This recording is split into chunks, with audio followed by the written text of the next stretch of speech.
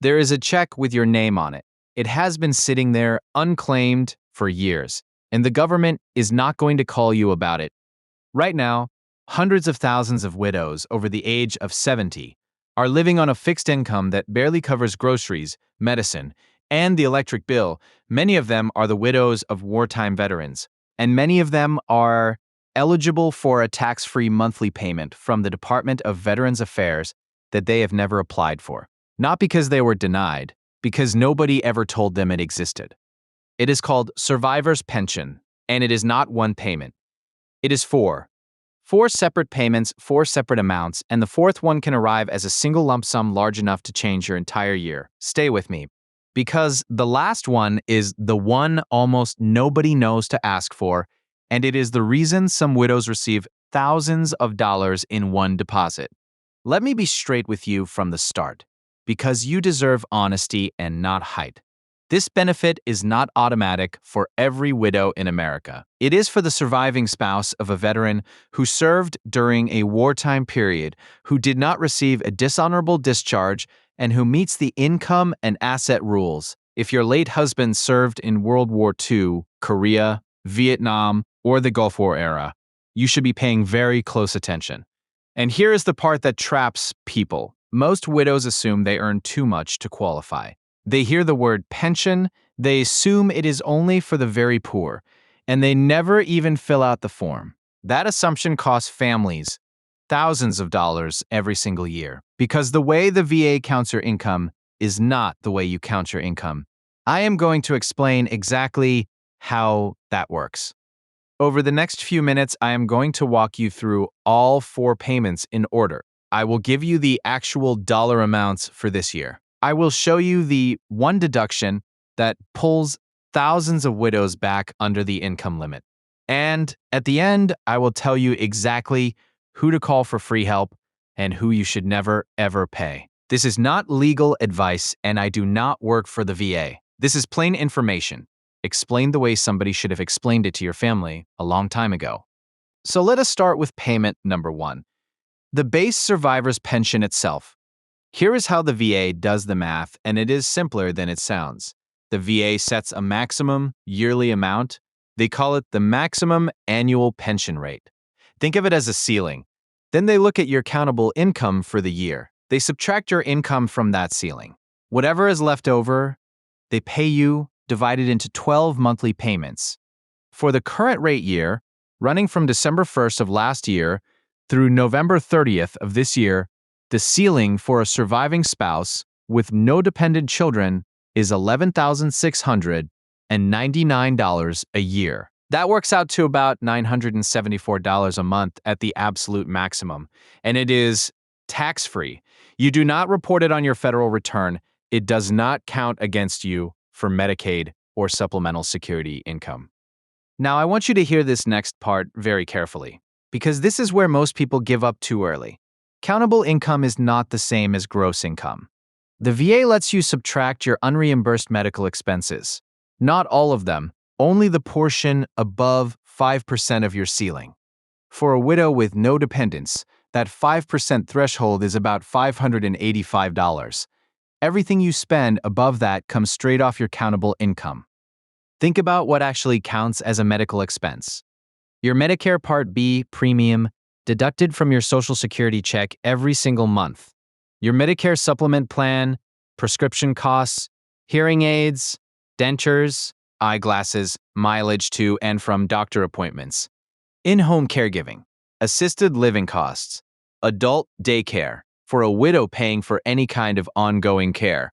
Those numbers add up fast. I have seen situations where a woman receiving $22,000 a year in Social Security has so much in medical expenses that her countable income drops close to zero, and suddenly she qualifies for the full amount. So, do not disqualify yourself in your own kitchen. Let the VA do the math. There is also an asset limit. For this rate year, it is $163,699. That is your income and your assets combined. But here's the important part. Your house does not count. Your primary residence is excluded, along with a reasonable lot around it. One vehicle is excluded. your furniture, your clothing, your personal belongings, all excluded. A widow living in a paid-off home worth $300,000 can still qualify because the house is not in the calculation. Now let me ask you something. How many people in your church, in your neighborhood, in your family, are widows of veterans and have no idea any of this exists? Keep that in mind, because sharing this may matter more than watching it. That brings us to payment number 2, the housebound allowance. This is a separate, higher rate. It is for widows whose health keeps them substantially confined to their home. You do not have to be bedridden. You do not have to be in a wheelchair. The standard is that because of a permanent disability, you are largely unable to leave your house. If you have severe arthritis, advanced heart or lung disease, mobility problems that make going out dangerous, or a permanent condition that keeps you homebound, you may qualify. When you qualify for housebound, your ceiling goes up. Instead of $11,699 a year, your ceiling becomes $14,298 a year. That is about $1,191 a month at maximum. That is roughly $217 extra a month compared to the base rate, just for checking the right box and having a doctor confirm your condition. $217 a month is over $2,600 a year. That is a year of prescription copays. That is a new furnace. And most widows who qualify for it never apply for it because they filled out the basic application and never knew there was a higher tier. Which brings us to payment number 3. This one is the big monthly number, and it is called aid and attendance.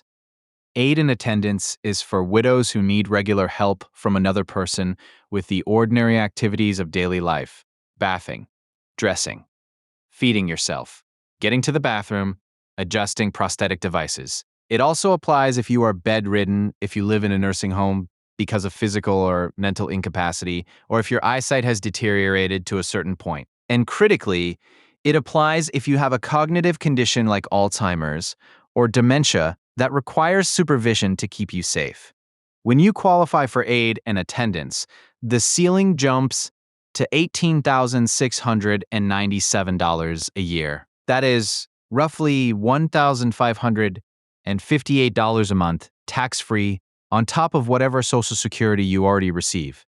Now, here is what people get wrong about aid and attendance. You do not have to be in a nursing home. You can be living in your own house, with your daughter helping you 3 days a week. You can be paying a home health aide out of pocket. You can be in assisted living.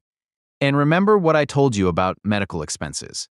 If you are paying $4,000 a month for assisted living, that entire cost generally counts as an unreimbursed medical expense, which means your countable income can drop dramatically, which means you may receive the maximum payment even with a decent Social Security check. This is the single most valuable ongoing benefit in this entire video for a widow who needs care, and it is chronically underclaimed. The VA does not advertise it. Assisted living facilities often do not mention it. Families spend down their savings for years without ever knowing it was there. You can only receive one of these 3 at a time: base, housebound, or aid and attendance. You get the tier that matches your situation, and you should always apply for the highest tier you honestly qualify. Now, before I give you the 4th payment, I want to prepare you for it, because it is the one that surprises people the most. Everything I have described so far is monthly money going forward. The 4th payment is different. It is money that looks backward. It can arrive as one deposit, and there is a single free step, one piece of paper, that determines whether you receive it or lose it forever. Here it is. Payment number 4 is retroactive back pay, protected by your effective date. When the VA approves your claim, they do not just start paying you from the approval date. They pay you back to your effective date.